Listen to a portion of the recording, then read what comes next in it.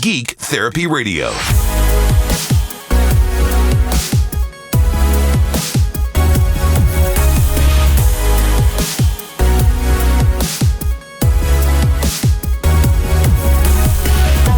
Welcome to Geek Therapy Radio. I am your mental curator, Johnny Hamburger, and I am a very stoked bloke today because I am in the studios, or I guess you could call it Hendy Amps Studios, with Chris Henderson himself, and so much magic is literally made with the bare hands in this studio.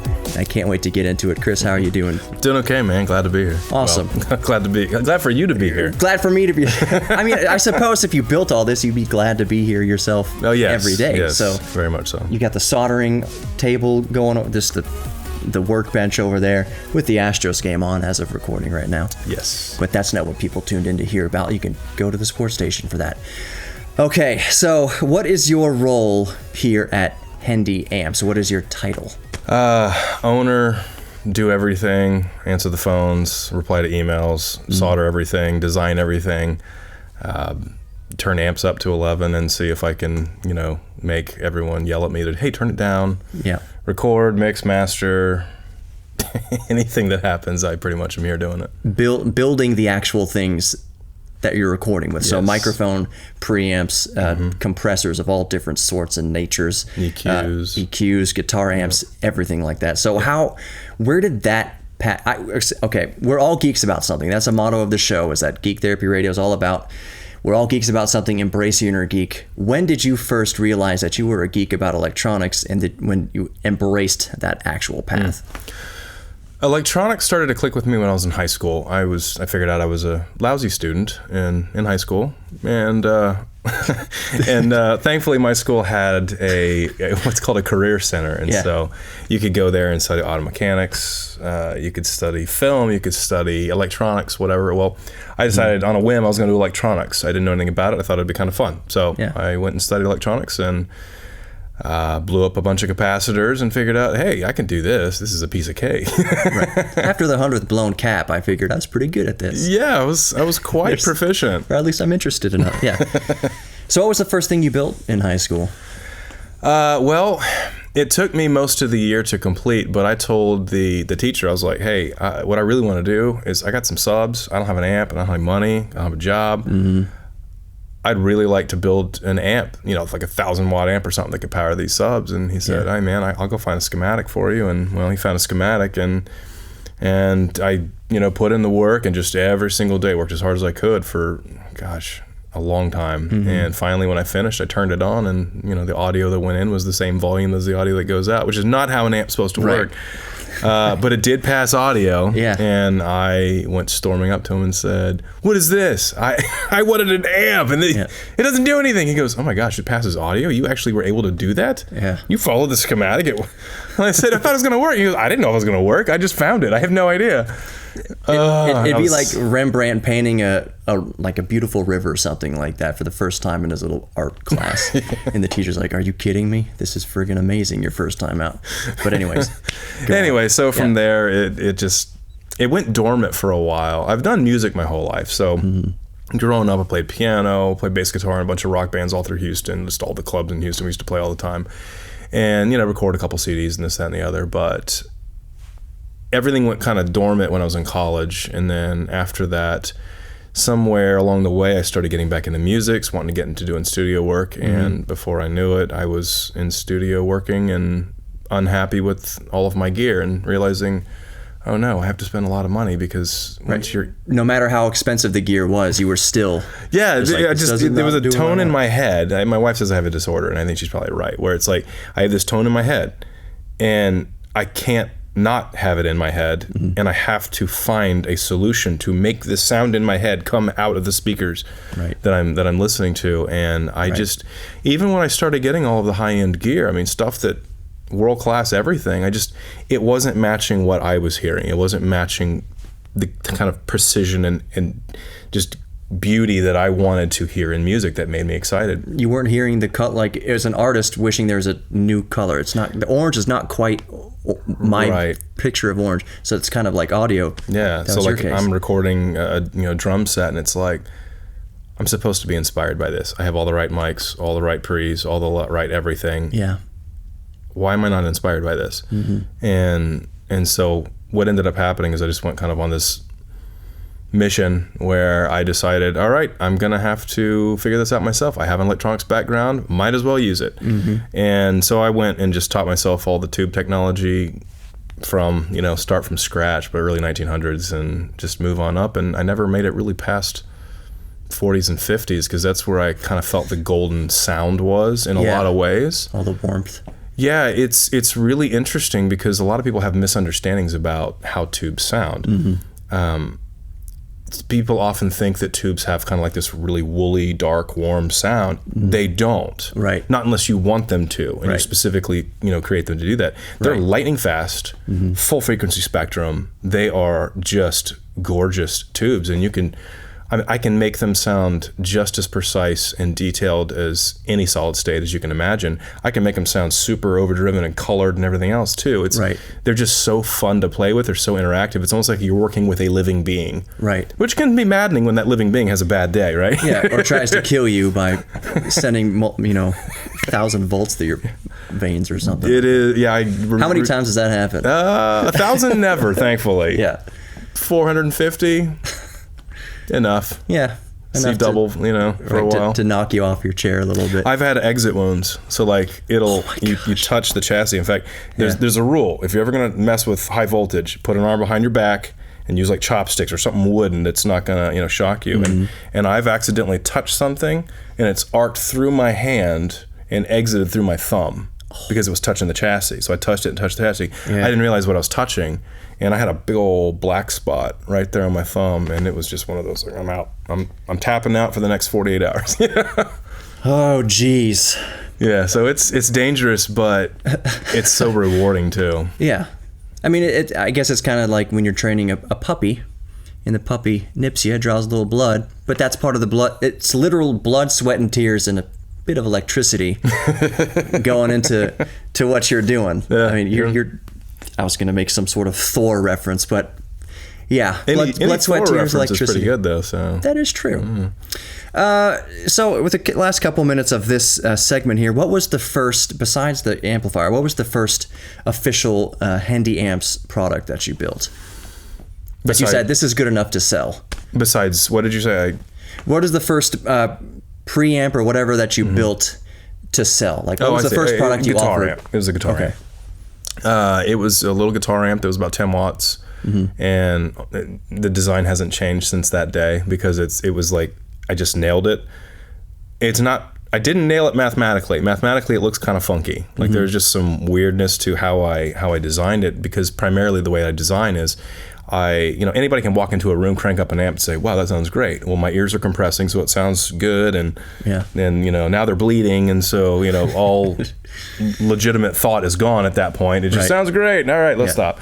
Yeah. Not a good way to tune amps. But what I do is I always mic them up in a studio, get it how it's set up with the most industry standard layout, like a vintage 30 speaker with the SM57 microphone on it in the right sweet spot. Right. And I tuned the amp at a volume that I can hear all of the details from, because so many times you get in the room and it's like, gosh, this sounds great. It's moving my chest. Yeah. And then you mic it up and it's like, God, it sounds like crap. Right. What was I thinking? Yeah. And so everything that I have done has been tuned through speakers, mastering grade speakers, to make sure that what I'm hearing is exactly what I'm supposed to be hearing. Because how often do you go to some sort of a big venue or hearing on the radio or whatever else, and you're thinking to yourself, gosh, that amp sounds great in that room. Yeah. Must be the speaker's not mic'd up. Right. Oh, no, wait. They're always mic'd up. Right. Always. Yeah. Nobody ever hears your amp through speakers without a microphone pushing it through the mains. Right.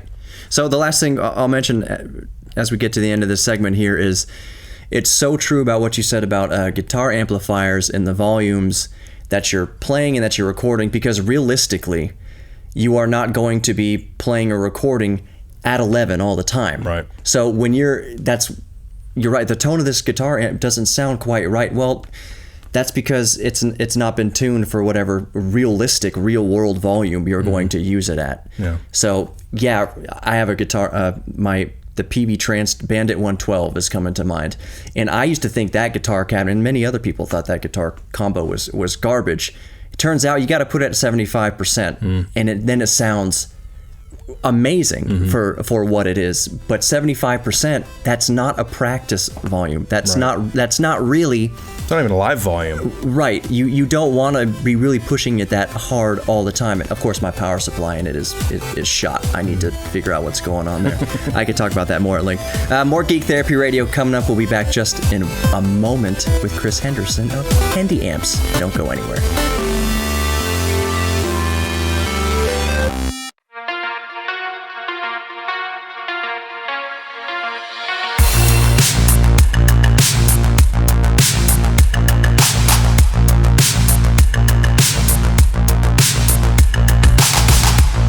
Welcome back to Geek Therapy Radio. I am, of course, your mental curator, and I'm here with the electronics curator, I guess, Chris Henderson. Something like that. Captain of Hendy Amps. I can live with that. Just to refresh listeners, how are you doing tonight?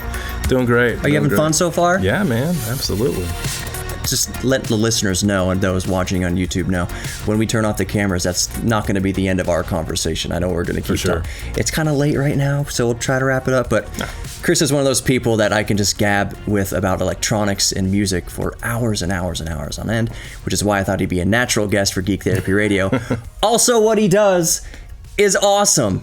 So, okay, so the next, after the guitar amp, I am on this mic pre kick right now. I found that's what I mentioned in my email to you initially, is I've been pulling a lot of things out of storage, which I had a scare from the storage unit that we had flooding up there in Kingwood. And I was like, I hope I was smart enough to stack all my expensive stuff on top, on the top. And I was. My Mackie HR824s, industry standard monitors, my Universal Audio 4710D, the four mic pre's with the transient.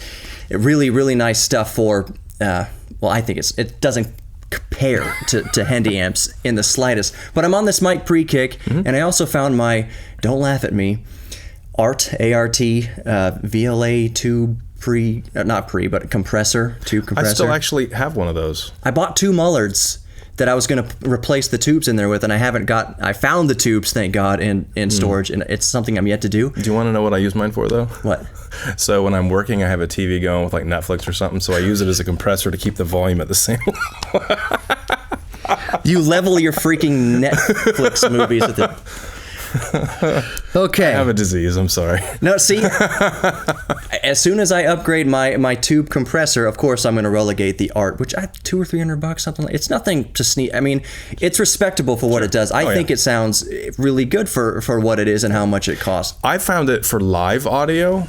It's one of the best vocal and acoustic guitar compressors that money can buy for a live audio. Well, okay, if you move into like the multi-$1,000 units, obviously, but something that you're willing to drag around to different venues and get beat up and whatever else, they will, in my opinion, kill any other compressor within a reasonable price range for live audio, for vocals and acoustic. Yeah. So, needless to say, I'm on this kick, and that is why I reached out to you. I said, man, I know Chris builds all these things. Tell me about your favorite. We'll start with mic pre's. What's your favorite mic pre that you've built? That I built? Yeah. Yes. What was the first one that you built? Was it, what I want to say The first one was called Rembrandt. Rembrandt, okay. So, just so everyone understands kind of my thing, one of my majors in college was art. I like to paint. And never was really good at it, but I could splatter paint with the best of them, you know? And but I always had an appreciation for the stuff I couldn't do with a paintbrush. And so when I was coming up with all of the different studio gear that I was going to make, I wanted to have a theme. Yeah. And I've always thought of music and gear as like paintbrushes and different things that you're going to be doing, and I wanted each piece of gear to be summed up by a famous artist that I respected for whatever the reason was, and try and pair them up with the kind of style of piece of gear that I was going with. So the first thing I built was a 2-channel preamp called Rembrandt, because Rembrandt was one of my favorites. He just has this kind of this impressionistic, well, obviously, but kind of Dutch, right? Yeah, just this kind of presentation that is larger than life. It's you feel like you're there. You feel like you're experiencing what they're experiencing in the painting, which I've never been able to do with a paintbrush, but I respected it, and that's what kind of Rembrandt did for me. Is when you're using it, I don't want to know what does it sound like in front of their mouth when they're singing. I want to know every detail of everything that's coming out when they sing. I want it to dynamically respond with the vocalist. Oh, and by the way, if you have a really nice condenser mic, it'll also pick the kid up down the street five doors down. A mosquito fart. Exactly. Out of the way. Yeah. And so that was the first one that I built and loved it. It was great. So what would you say? It all starts with the power coming into it. So how important is the power supply in the entire chain? Power supply is what's going to dictate how the response of the unit's going to be. So as kind of a just basic understanding of tubes, this is not going to be precise, but it's going to at least give you the impression of kind of what's going on. Right. The higher the voltage, the more headroom typically you're going to get, so the longer it'll go before it distorts. Yeah. As well, it'll be a little bit more dynamically responsive. So a lot of guys will, they'll create tube amps and they'll have like a lower voltage. Usually it's around the 200, 250, 300 range max. And I was never happy with that because it didn't give me the headroom I wanted, and it also didn't give me the kind of instantaneous punch in the face. Right. So for me, all of my power supplies are going to be in the 450 volt range, and then from there it filters down. I just like what it does to the tubes, man. And when you bias it up right, it just gives you a 3D quality I can't find anywhere else. So this is a perfect place to interject this little tidbit of information. When you go and buy, let's say, I don't want to besmirch all of Behringer's products. They make some good products. They're way better than they were even 10 years ago. But I'm just saying, if you go buy a $50 or whatever, $100 Behringer tube mic pre, that glow it's not the tube glowing. It is a little LED or incandescent behind the tube, because that tube, you could probably answer this better than I can. That tube is running under 100 volts. It's called cold bias, so it's usually 12 volts. So you'll use like a little wall wart supply, so you're running 12 volts on it, and it honestly, you can get a better sound from just a basic crappy solid state unit. Yeah, like in a little mixer. Like they cost like $5, Right. And the tube's in there for show. It's not really going to do much for your sound. Right. It'll distort. Okay, congratulations. That's true. See, that's one thing about recording. We'll get back to the gear in a moment, but recording engineering and mixing and everything like that. There is some stuff that's by the book, really, but really almost none of it is. So if the analogy that I use is, if you want to put a short SM57 in a Ziploc bag inside of a coffee can and throw it underwater and start yelling underwater, and that gives you the sound that you want, that is not in any textbook. Yeah. So one of my favorite bands actually took a microphone, and in the song it was kind of like this dirge sort of thing, a band called Thrice. And at the end of this whole 4-sequence album that they did, they wanted to simulate kind of like being buried into the earth and finally resting. Yeah. And what they did is they took a microphone, and as they're all singing around it, they're actually dumping dirt onto the microphone, and you can hear it. That's awesome. It was amazing. That is so cool. Actually throwing dirt on a microphone. Yeah. So the roundabout way is, Sorry, dude. I don't know why I'm being too nice to Behringer here, but 12 volts through a tube, like, if that's giving you the sound that you want on that particular recording, then more power to you. It's not going to satisfy your high level artists unless it's an effect. No. Yeah. And it's absolutely what's called a destructive edit. There's no way you're going to go back and make that tube sound much better. That's the thing I actually found with most of the gear. The part of the reason that I got into it is because, so for instance, with mic pre's, everyone thinks, okay, well, I can simulate this and simulate that and simulate that, or I can buy this microphone with this preamplifier that's, quote, clean, right? And then I can have an emulator that'll emulate an API pre, or emulate this or emulate that.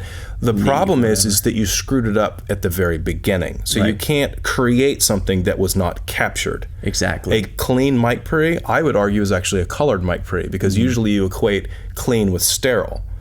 Right. But sounds that you want to record are never sterile. Right. So why is it sterile? Well, it's because, I could go through the technicalities of it, but the end result is they're using techniques that I think sound awful, that cause the sound to be flat across the frequency spectrum. So if you have dominant frequencies, it's like, let's tame that a little bit. Right. Well, the net result is everything sounds the same. It sounds like awful. Yeah. And everything else, like all the characteristics, the dynamic response is just crushed. Yeah. And it's like, oh, well, I'll emulate this mic pre, this famous mic pre. Well, you can't. You lost it the moment you captured it in your clean mic. Right. And so I finally said, I'm done. Like, this is not working. Yeah. So you just build your own stuff. Yeah, capture it right the first time. Right. If you don't like the way your car is driving and you can't find a car that drives the way you want it to drive, then build your own car. It'd be kind of like some of those kit cars when we were growing up, right? Do you ever see these? Like the actual like fake Lambos. You take a Mazda Miata engine and then you build this Lambo kit and put the engine in it. It's like, you got a Lamborghini. Why is it slow? Yeah, exactly. Why is the minivan beating it? Right? That's kind of like what it is. You're superimposing this great thing on top of something that's not actually great. Right. Well, we'll pick up more on that in the next segment. I'm here with Chris Henderson of Hendy Amps, and we'll get right back into it. I'm super excited and stoked about this. I can already tell. I'm going over in these segments here. I have to edit these things down for radio, but the podcast version is going to have all of it. It's going to have the unedited interview here, so I'm excited for that. And we'll get back into sound coloration and all that kind of good stuff in the next segment of Geek Therapy Radio. Don't go anywhere.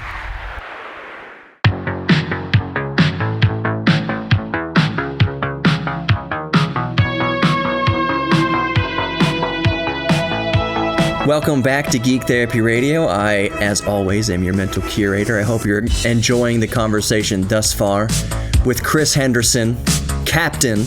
I'm going to call you the Captain. You do whatever you want, man. Of Hendy Amps. We're just having an awesome geeky conversation here. So we left off the last segment with sound coloration and destructive edits, meaning that anything you record to, I wanted to say tape.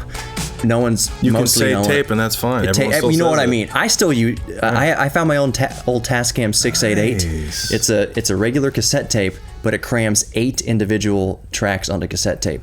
Wow. It runs very fast. Yeah, it's those big things that rotate. For anyone who doesn't know what tape is, and you'll get hiss. Yeah. But you'll also get this kind of saturation that everybody still kind of loves. Right. So I've got my 688, which is 8 of those tracks, but not on half-inch of tape, just on the normal high bias little cassette tape. What is it? An 1/4 inch tape? Oh, yes. Inch? Yeah. Yeah, it's not a reel-to-reel. You know what's fascinating about all of that stuff? Tons of things. Yeah. So the thing that we find out as we get more and more advanced and everything just gets better and better and more optimized and smaller is that nobody actually likes the sound of all that stuff. Yeah. All they like are the most inefficient things ever made. Yeah. Tape is one of the most inefficient ways to capture any sound. Yeah. Tubes are some of the most inefficient things in the world. Did you realize that over 90% of all of the energy used up by a tube is gone with heat? Yeah. Just it's heat in your room. But the thing is that that's what we love. That's what the sound we crave is, because it adds this kind of harmonic content that you just can't get from all the solid state gear. So for all of our advancements, it's worse and worse and worse. And that's why I still have a business, because I was trying to go with the newest stuff, the best stuff, and I was like, why am I missing everything? No. Turns out everybody else is asking the question too. Right. We're getting into audiophile territory here. It's one reason why people like records. I understand the argument, and I make the argument myself about how, if done properly, a vinyl record is the purest way to listen to recorded music. I mean, you can argue the same for tape. It's capturing the complete sound wave and everything like that. Not chopping it up. Exactly. Digital quantization, all that good stuff. But the real reason why we like vinyl and the sound of vinyl isn't just that a vinyl master is forced to be mixed dynamically, because a stylus cannot follow a square wave, so it's not bricked to zero. Yeah. So everything stands out, everything is on the soundstage, and identifiable, and it just sounds way more natural. But the real reason is the analog quality of vinyl, that warmth of a good stylus on the vinyl adds, it's called a musical distortion to it. Yeah. It's not as pure and clinical, serene, sterile. Yeah. It's not sterile like digital. Digital recordings, don't get me wrong, can sound fantastic with all the dynamic range and headroom that even CDs at 16-bit provide.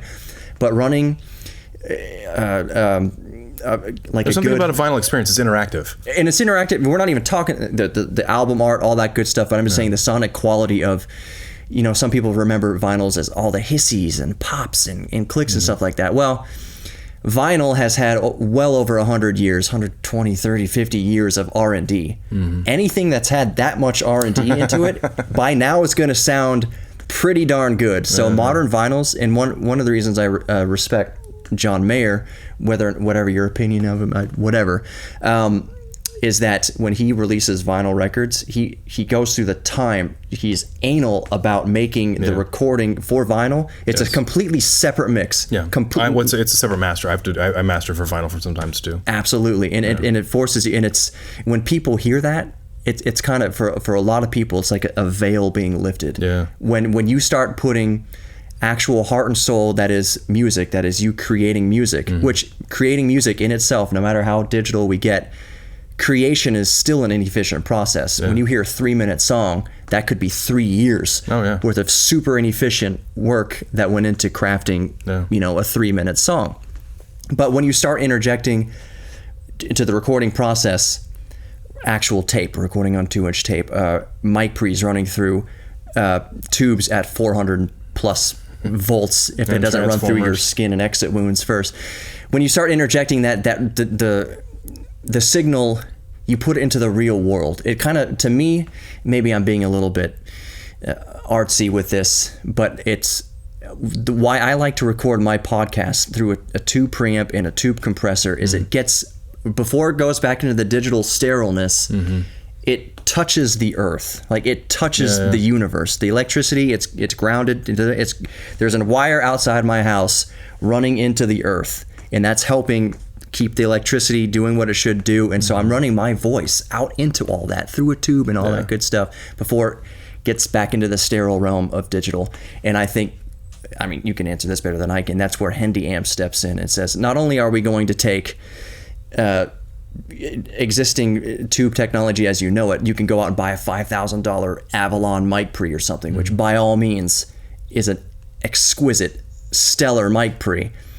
But someone like you can hear it and say, there's still something more that I would like to get out of it. Yeah. And that's a long-winded way to bring me to ask you about a compressor I was looking at. What was it, Michelangelo? I forget. There's 3 stage. Compressor's the Pollock. The Pollock. Is that the 3-stage compressor? Oh, no. Okay, so there's 2 different compressors that I do. One's going to be for like a stereo bus that a lot of mixing and mastering guys use. That one's called the Pollock, which is complicated, but yeah, it's got multiple stages and such inside of it.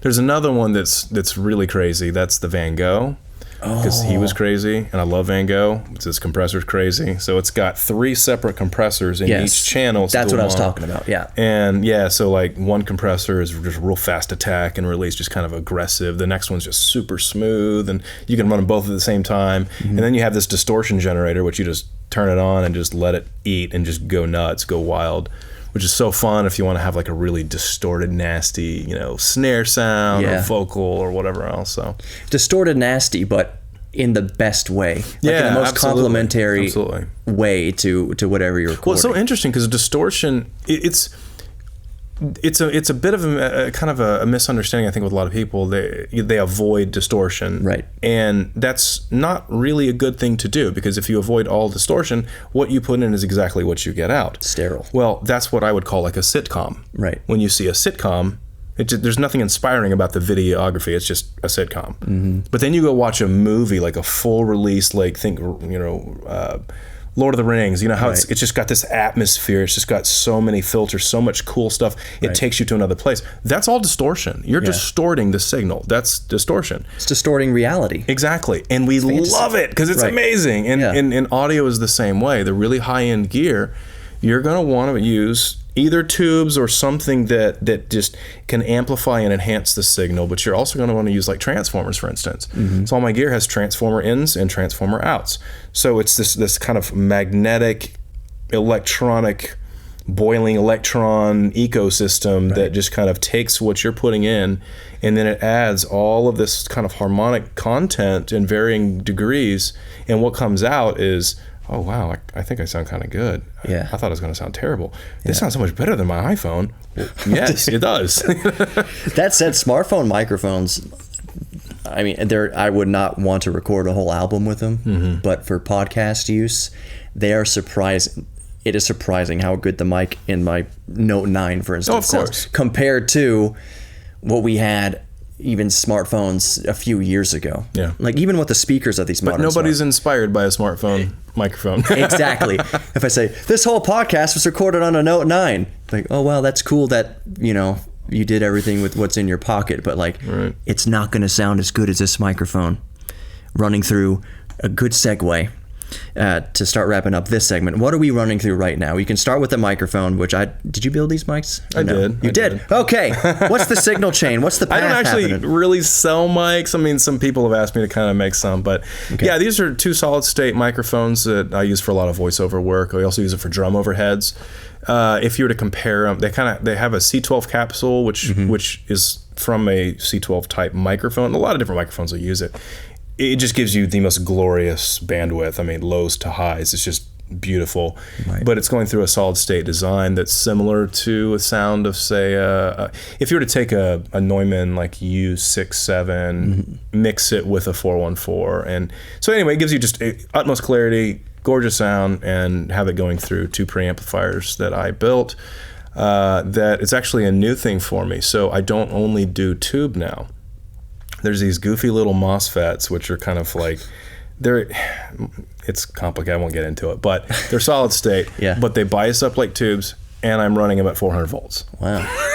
That's awesome. Yeah. So it's just heat sinks on them, or how's that? No, the way I run them, they don't need heat sinks. You want them to stay hot. They still get a little warm. Yeah, you want them to keep. But the thing I found out because I told everybody that I knew, like tubes, man, they are so finicky. They drive me nuts. The moment I can find something that does the job as well or better, I'm done with them. Well, I found these MOSFETs, and they're just kind of they're odd. They're just not normal. Right. And oh golly, I love the sound so much. But here's the problem.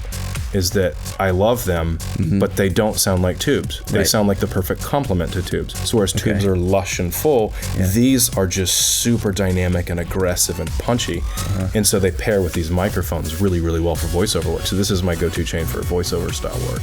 Are we going through any compression right now? Or am I adding no, that not later? Right now. You'll edit that in later. If you want to run it through a Pollock or something, you can. Or EQ, if you want to run it through that, that's fine too. So. You'd have to let me borrow a Pollock, but we'll discuss that off camera.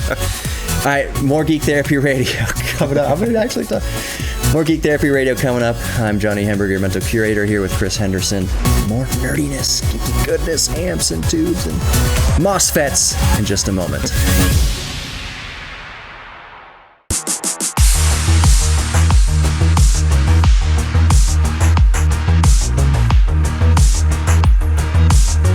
Welcome back to Geek Therapy Radio. I am your mental curator, Johnny Hamburger. Why do I keep repeating that if you're just watching this on YouTube? It's because this is also going to broadcast on the radio, and unbeknownst to you, there's been 3 or 4 minutes of commercials on the radio, so somebody just tuning in. All right, that's enough behind the scenes of radio. I'm here with Chris Henderson. My listeners already know that on Geek Therapy Radio, my mind will... I don't have any problem. I like taking people behind the scenes to see what's kind of going on. So I'm being transparent. Because I think it's fun. Yeah, that's what we love you for. Right. So I would like to know if, for instance, if you're listening to, I was going to say Don Imus. He hasn't been on the radio for a long time. But if more podcasters, Adam, I love the Adam Carolla podcast. I don't know if you've listened to Adam Carolla, but anyways, if more podcasters would kind of let people in behind the curtain. Sure. Yeah. I know it's not right to break the fourth wall all the time, but I'm a nerd about what's going on behind the fourth wall. The people in your audience, they're actually, I would imagine, interested in a lot. Yes. I mean, I know I am. The audience, exactly. Yeah. The audience that listen to a show and they stay, my faithful audience, they know what I'm about, and they dig it. So I hope more people are digging it, which they are. My numbers are all right for the radio. Absolutely. YouTube channel is growing. YouTube is an entirely different. It's a whole different beast. Different beast. Yeah. You put so much effort into something like, all right, this is going to get 50,000 views, no problem. Like 24. It's called clickbait. Yeah. Learn to do clickbait. and then you do something like you nothing I do is really, I'll just curse here, half-assed, but like I'll do a subject that I don't think it's not the most interesting thing in the world to me. For instance, I did a video recently about things to consider before buying the Samsung Galaxy Tab S6. And it was just basically, it's an awesome device. Absolutely. It's the best Android tablet available today. I was just making, the consideration was that if you are heavily invested into the Apple ecosystem, let's say you've got Macs and you've got iPhones and everything like that, you might want to consider that the iPad Pro in roughly the same kind of ballpark of price, even though it's more expensive than the Tab S6. But if you keep things in the ecosystem, you'll have an easier experience because everything will kind of mesh together versus having a bunch of Apple products and then having a Samsung product. It's still going to be great. It's still going to enrich your life, but it would be better if you had the Samsung Tab S6 and like a Samsung Note or whatever. That makes sense. Whatever. So that I was just saying things to consider. I wasn't saying you should definitely buy this over this, but that's, I think today it's the video that's doing the best, and it's the one that I just put up there. It's like no one's gonna really care about this, but I'm all that to say is I'm learning the YouTube algorithm and how to not manipulate it, but just the fact that you got to think about what people are, not just clickbait, but what people are searching for. That's true. So people right now are going to be searching for the Google Pixel 4 that just came out. The PlayStation 5 is really hot right now. For retro handheld gamers, the analog Now, is that a pocket. tube console? Yeah, the PS5 is going to be running tubes. It's going to have a mixture knob to dial in as much solid state and tube as you want. That would be so epic. That would be awesome. You know what you could do though, since you're using your Art Tube compressor to run your Netflix through. Why can't you put your audio? You can have your ADAT going out of your. They don't call it ADAT on the back of your optical out. ADAT is a studio term for the same thing. ADAT going out to an amplifier or whatever. Do the inserts and have the PS5 running. Believe it or not, I actually build a lot of EQs for a hi-fi company. Cool. Yeah, they love the Michelangelo, the EQ that I build for mixing and mastering engineers. They loved it so much because it was real simple to use, and all these hi-fi guys that are saying, I want pristine sound. The way it was described to me was, so we get them set up with this massive system. I mean, we're talking like $100,000 system. Right. Your pre and this and that, your record player with your TV, and everything's perfect. And then the wife walks in and goes, oh, you're not going to put those speakers there, are you?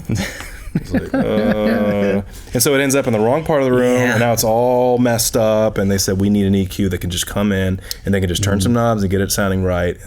And so they loved the design so much so that I actually redesigned it for them so that they could use it in the hi-fi market. And it's apparently been a big hit. So that's awesome. I never even thought to. That is a good question. Do you have any more of your signature gear that has made its way out into the consumer realm? As far as like normal consumer realm? Yeah. Not really. Although the whole experience with, watching this or watching that, so everybody loves to have their movies playing with the full dynamic range right up until they have kids and the kids are upstairs and the wife is like, turn it down, that's too loud. And you're like, but I can't hear them talking because it's real quiet and then it's really loud, which plays well in the movie theater, right? Right, exactly. Well, wouldn't it be nice to have just a little device that's HDMI in, HDMI out, and it just kind of levels it for you and just have one knob, and the more you turn it up, the more flat it gets. Right.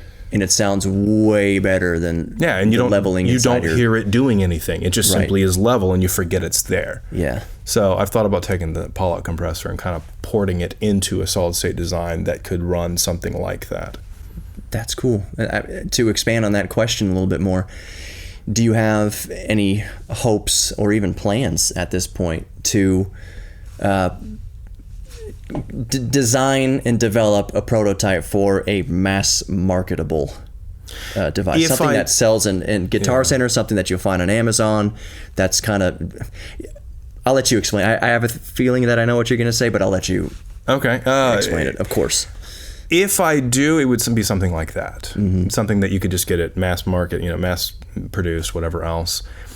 I've had a lot of companies inquire over the years from across Europe to America to wherever, asking to retail my products.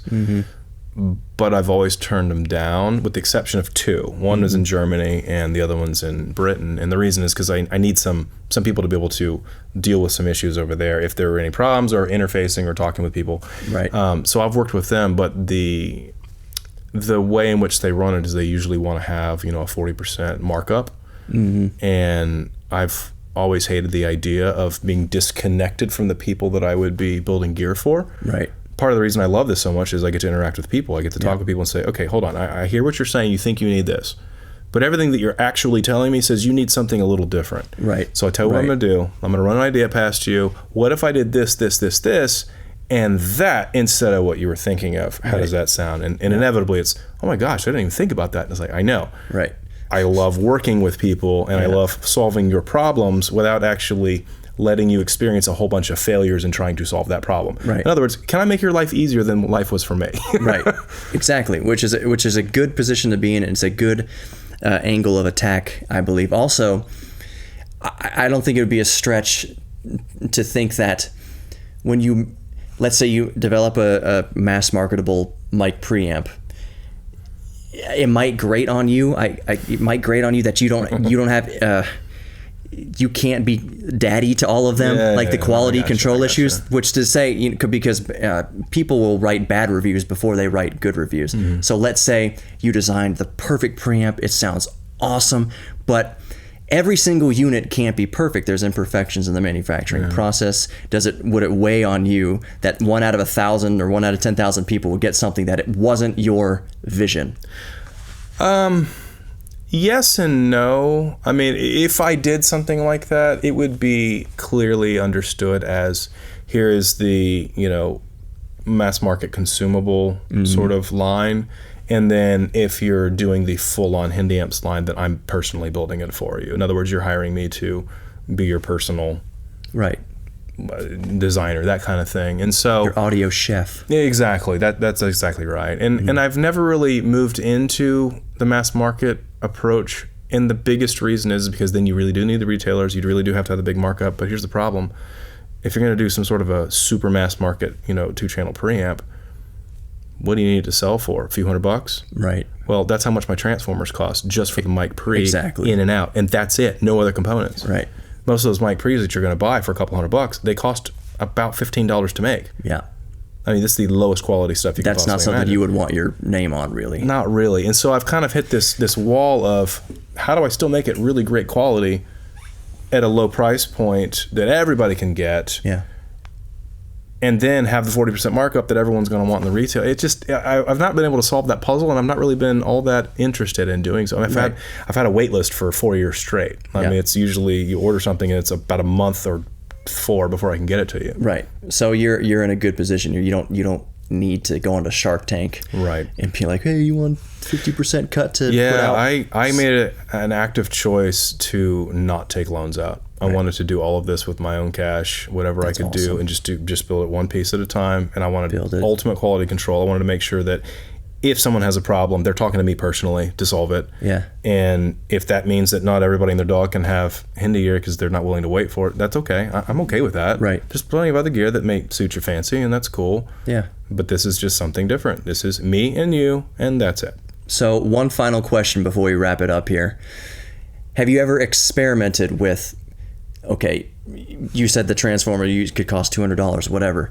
Have you ever experimented with, okay, I'll use the $15 worth of components that other people have available and see what I can extract out of those cheaper off-the-shelf things? How good could you make it? Not that you would ever, this is purely just to geek out and to tinker. Not that you would ever actually put it out, but just see, okay, this $50 Behringer mic pre sounds like this. What if I take it all apart, maybe add a few pennies here or there to the chain to see what I can extract out of these existing components? Can I even make it sound better if I change the transform a little bit? If I set a budget, $100 all in on parts, how good can I make that sound? Have you ever experimented? $100?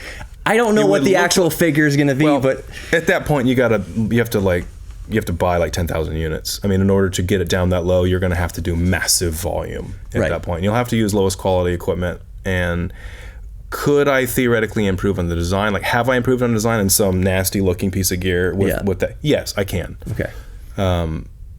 But again, at that point, you are taking a Shark Tank loan out just in order to afford the purchase. So maybe I should have phrased that question a little bit better. I'm not saying that it was something you would want to actually entertain professionally. But can it be done? Yes. You've been sitting here watching an Astros game. I wonder if I can make this Behringer pre sound better. And then you just rip it all apart and try to rework the circuit a little bit. No, I would dump all the parts. I'd gut it, and I'd use the chassis with actual better parts that do cost just a little bit more. But I mean, that's how much penny pinching happens with most gear is, I got to be under by a little bit. Well, if you're going to make 20,000 units, and if you can save 1 penny on one piece of equipment that goes into it on the circuit board, and every one of those saves 1 penny, right, that turns out to be a lot of money. Exactly. But saving that 1 penny takes your capacitor from a 10,000 hour capacitor down to a 1,000 hour capacitor, you know? Right. And so it just, I would not be able to meet the margins in a massive sense compared to Behringer, but for a little bit more, yeah, you could make it sound better.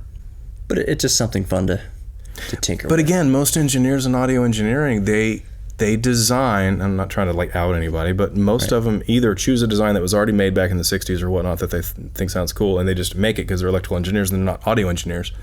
Or if they are in some sort of audio engineering, a lot of times what happens is that they will look at the tried and true methodology. Well, this is industry standard. And the one thing I know about industry standard is if you're always following industry standard, you're never innovating and you're never actually doing something interesting. That's so true. And I think we'll wrap it up there. Chris, where can people go and find out more about Hendy Amps? That's called a plug. It's www.hendyamps.com, HendyAmps.com. HENDY. I hope I've been saying Hendy. You're good. I mispronounced things. Earlier today, I said there's a lot of cheap Japanese products that came out. What I meant was Chinese products, because usually Japanese products tend to be... They're typically a little bit better, yeah. A little bit better. So anyways, Chris, thank you so much. I'm going to redo that without me scratching my ear. Chris, thank you so much for coming on Geek Therapy Radio. I'll leave that audio in. I'm just going to cut that video out. Thank you for coming. So I'll be on the video looking at you like, you guys are like, what the heck's going on? It's a big old piece of earwax. Yeah. Chris, thank you so much for coming on Geek Therapy Radio this week. That's my pleasure, man. Absolutely. Love it. We'll do it again sometime.